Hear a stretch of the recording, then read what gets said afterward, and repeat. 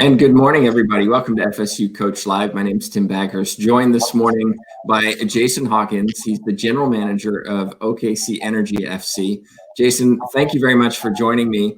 If you wouldn't mind, just tell us a little bit of your story and how you got to where you are today. Yeah, really. So I'm kind of a lifelong Oklahoma City guy, which is an important piece to me inside of my journey. And for a long time was really over in the business side of the world, but had always, I've played soccer since I was 3, and so it was always kind of my passion sport. Really, it started back when the Los Angeles Olympics were here. Was kind of my first big passion moment with it. I remember that.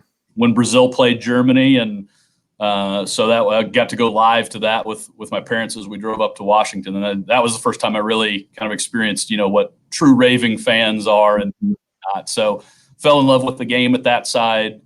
Played up through college, but again at a local university here, an NAI school, Oklahoma City University.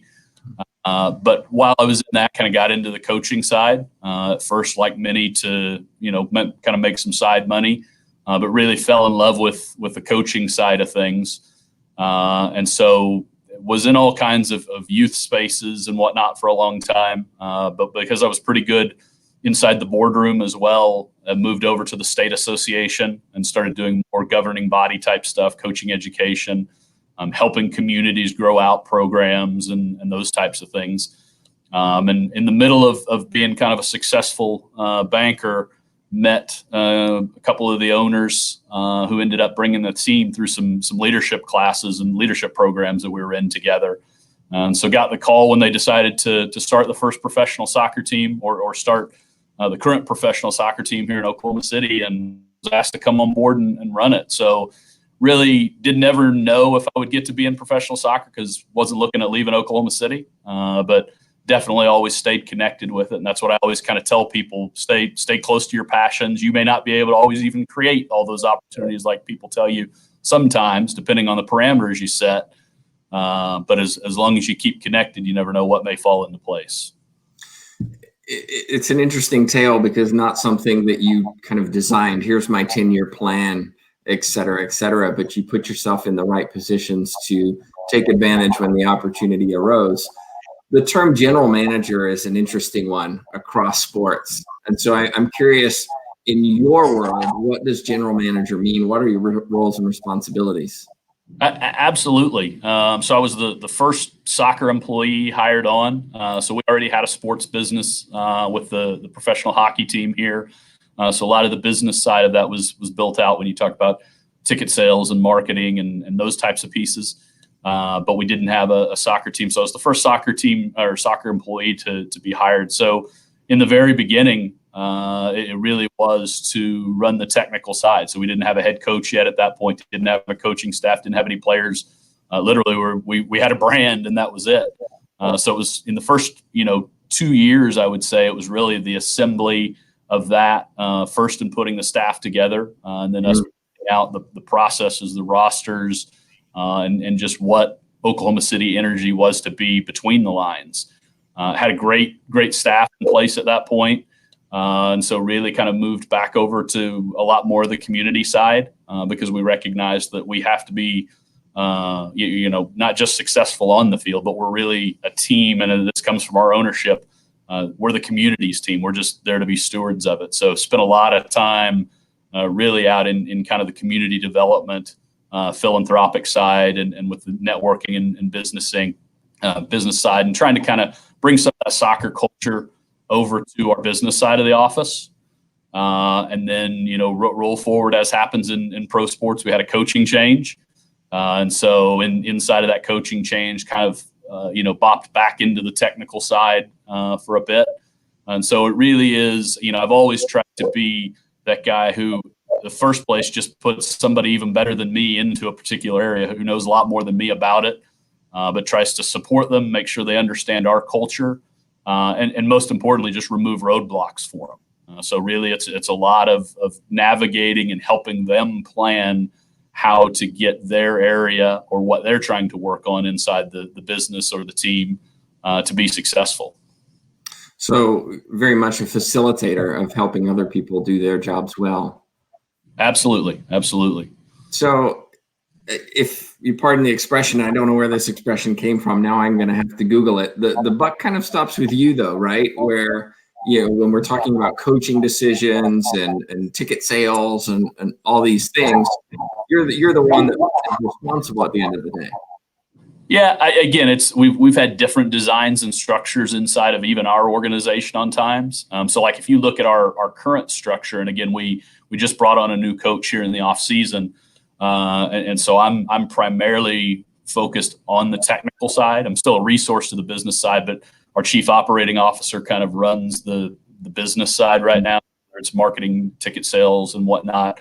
And then we roll directly up to we're pretty flat that we roll up to our ownership.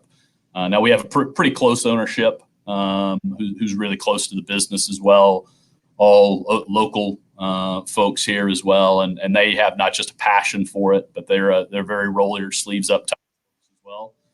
And so that's, again, we've kind of molded and bobbed depending upon what the organization needed, and I'll say even just most importantly, usually where our strengths and weaknesses maybe were inside the organization at a time too. So sometimes you can kind of just get out of the way and let things roll, and you can even make things worse if you're in the way. But then sometimes they need that assistance and that guidance and that help. But yeah, we do take a lot of pride at the same time to say, I mean, one of my favorite sayings all the time that I tell people is that, when the accolades are coming, I try and lead from the back, but then when the arrows are flying, I try and lead from the front. Great. Now, looking at hiring and firing, that's got to be a difficult thing to do. First off, let me ask you, when you're looking at hiring a coach, you obviously just did that, as you mentioned. What are you looking for? Yeah, I mean, there's a couple of different things, and again, even inside the evolution of a club, the club needs different things at different times as it grows. But first and foremost, for us, is a cultural fit to the organization and a cultural fit to our city. And so that's a very big piece to us. So the way that we like to lead, the way that we believe in going about our business, first and foremost, they have to fit inside of that. Mm-hmm. Even though in the USL's terms, we're a pretty aged club, at 7 years old, relatively speaking, as a soccer club right now, we're even still building out what an Oklahoma City Energy team looks like. That's a discussion we've had each time we have gone through that coaching search of, are you looking for somebody to just fit the system and make it look like you want it to? Or are you looking for somebody to help design and implement and create what that system and style and all those types of things are? And I would certainly say we're still in that stage that I define us as pretty young. And so we look for those people to be able to help implement and create what that will look like 10, 12, 15, 20 years from now. We certainly have some, in professional sports and even obviously in high level college athletics, winning. It's very important as well. That's just kind of part of the nature of it and part of the DNA of the culture. But we do try and do that in terms of sustained success, not just a one shot type of thing. When the hiring can be the fun part, bringing in somebody new and somebody who you have a lot of hope for. At the same time, sometimes you have to let people go. And what is that experience like for you? I'm sure it's not a fun one. No, I mean, you always obviously get close and you're in the trenches with people a lot. And you've also seen a lot of times the things that they've tried to do. So sometimes, many times, most times, it's not for a lack of effort, and whatnot. What I'll say is I'm very fortunate. I've got a very supportive ownership group too. So they kind of take on that same mantra. So they don't leave me out to dry in those situations. They're not only involved in the decision-making process of it, absolutely, but I mean, they're involved all the way out in, even communication processes and things like that. We try and function very much as a united front on that. And then, I'll also say, I think we try and be open and honest with people. And usually when we've gotten to that stage, it's not a surprise really either per se. I mean, it's, we've been through many things and people know kind of what some expected results or needed results are and whatnot. And obviously those haven't come about. You still have a decision to make at that point if you then want to make a change or not. But it's not just, out of the blue, out of the blind. When you look at, and by the way, if you're watching and have a question for Jason, put it in your chat box and we'll get it to him. If you're looking at kind of your day-to-day responsibilities, what would a normal outside of COVID-19 day look like for you if anybody's looking to kind of be a general manager like you are? Yeah, I say two things inside of our business. Number one, usually our entire calendars revolve off the next game, and then you work your way backwards. And so whether that's what the players are trying to do on the field, what we need to be trying to prep around the organization, again, that's the time that obviously players become focused on one thing and one thing only, which is the job to get done on the field. And so a lot of times that's just scheduling and coordinating. A lot of time spent out in the public eye as well. So again, you're still very much a face and a networker. And sometimes you're more available than the technical staff can be. I sometimes tell people it was obvious when I got into sports that it was a lot sexier to be in sports, because the same lessons that people asked me about 7 years or 10 years ago when I was a banker, I probably would have given many of the same lessons, but for some reason it's a lot cooler to listen to me tell a story about it now that I'm inside of sports and give the same lesson. And so as you go through that, the athletes are always the most popular, coaches are the next, and then as the GM, you kind of set as that next face of the organization from that team side. We definitely try and kind of divide some of those tasks out. One of the things I've always, when I talk about lead from the front, lead from the back, is I try and keep the coaches in a positive light in the fans' eyes and the community's eyes, because they catch a lot of heat anyways. It's a tough gig, right? Yeah, right. So when things are tough, I try and make those things that have to be negative messages. Maybe it's something that's going to be unpopular with a player decision. Maybe it's just results. Those sit over with me, and then when the times are good, let them be out front, and get boosted back up to an even keel, because it can take a big emotional toll on them as well, and you've got to have them all in all the time. And I imagine it can take an emotional toll on you as well. Absolutely. How do you deal with that? There's a lot of pressure there. There is. You try and find your releases, but we try and talk a lot about not living in the highs or the lows and being very process oriented, and making sure that if we fail at something or we don't succeed at it, that it wasn't for lack of going through the process and carrying out in the way that we thought that it was supposed to be done.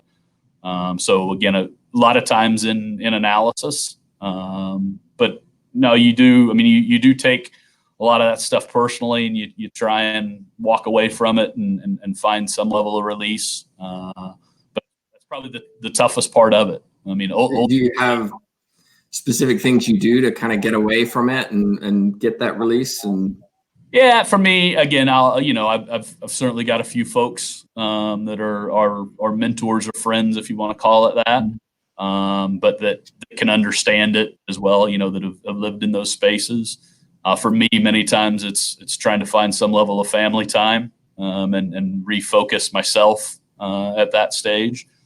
And then obviously you can, again, I think sometimes you just have to take that slight break and walk away to recognize that you have to do that to be better coming out the other side. And that doesn't mean you get to take a 2-week vacation, but if you have to take that psychology day to be better on the Tuesday, because the Monday, if you don't take it, you're going to be terrible. But you got to be open and honest with the staff, and you got to make sure things are taken care of. Same thing, a lot of our guys, we do the same thing with our players and coaches. Again, they're away from their families and things like that. Many times you're balancing some of those to maybe go, this guy does need a little break here. This guy does need 3 days back with his family. And yes, some will look at that and go, oh, there's a big game here, but you have to look at how much you're going to need him for the course of the entire season, not just specific, to that one game or that one day. So if you look at recruiting in college, there's specific rules about that. If you look at high schools, there's very specific rules about that. When we get to the professional level, there are rules, but at the same time, you're a little bit more free to go get who you want. What is the process for finding players in your situation and ensuring you get the best player for your team? Yeah, I think it comes down to three things. A lot of it, we're trying to do a lot of that, not at the last minute. So always knowing what the next needs are. If I'm honest and real inside the world of soccer, because a lot of that's international, because the country's a big place, and because budgets are what they are, a lot of that in the initial stages is all video. Now the access to players and their clips and their games inside the professional level, we have tools that, again, you give me a name and I can get already broken down clips on that player for the last 10 years from their last 3 teams, all inside that platform. So we have a lot of access from that side. For certain levels of players, we then say, gosh, if we're going to invest this much, or if it's we're still questionable on it, we want the eye test to be there, and then we'll try and do some live scouting on it. But the real world is probably this part B of that, is just trying to use our network out there, who has connections, inside the team they're in or teams that they've been at, whether those are teammates, coaches, things like that. Because even a lot of times you can see what you need to see about the player on the field. What you don't see is what they're like off the field, in the locker room, what kind of teammate they are, and are they going to fit the culture?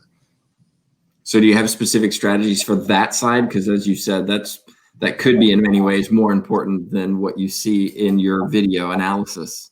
Again, a lot of it you try and get a feel for the player yourself in terms of contact. A lot of times that's not even an in-person, that's phone and those types of things.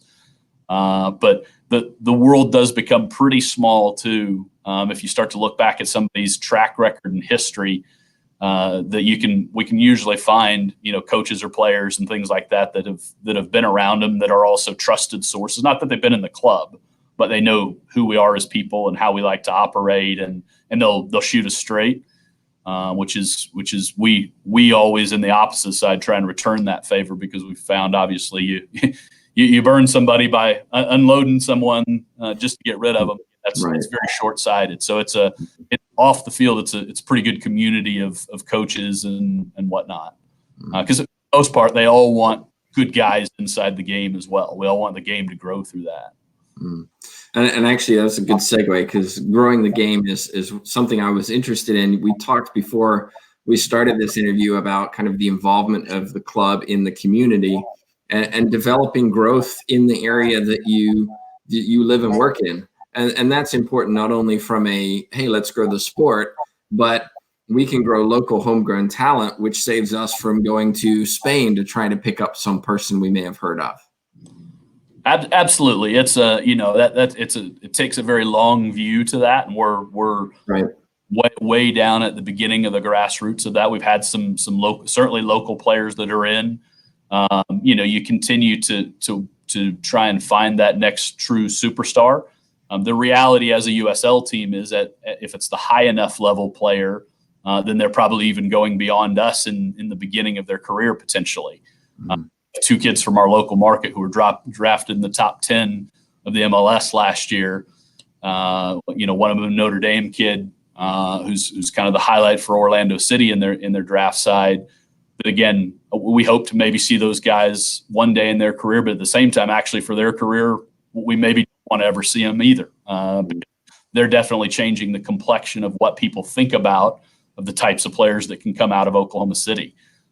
Biggest thing we work through and that we're very, very prideful in is really changing the perception of what our community is.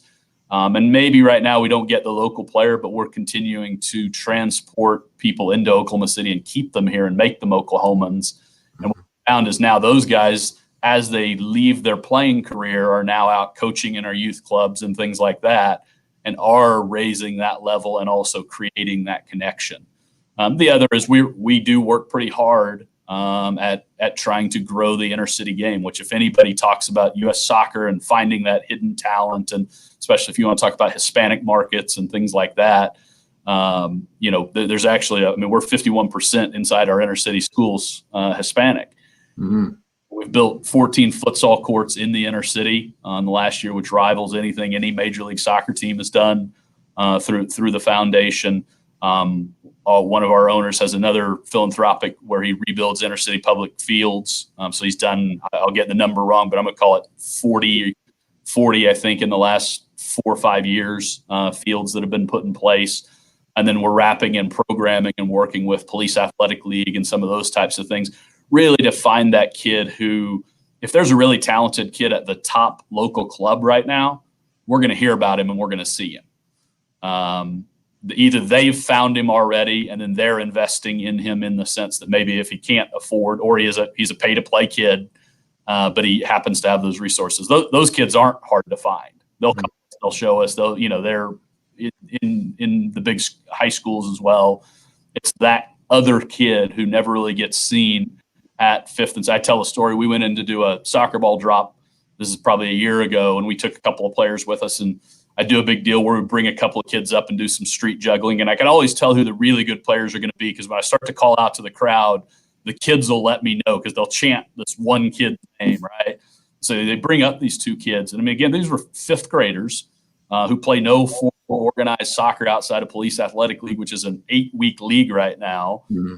And they're up with our pros just freestyle juggling like it's nothing else. They've got a long ways to go and learn team and all kinds of pieces of it. But I tell them every day, I said, guys, ultimately one of my dreams as a general manager, because my job is to help find players, is that it's one of you kids that I found right here, continue down the path, and ultimately you are in the starting 11 for us. There is no better strike. If I could buy that, I would buy it, believe me. But you can't. And so we do try and put a lot of time, effort, and faith inside of that system. But we also ultimately really believe, we know the percentage is small. Again, that's one in, the 1 million kids or whatever, right? But we know what's happening positively with those other kids in terms of graduation rates, GPA days in school, which is really, for me, the power of sport, what it's all about. Mm-hmm.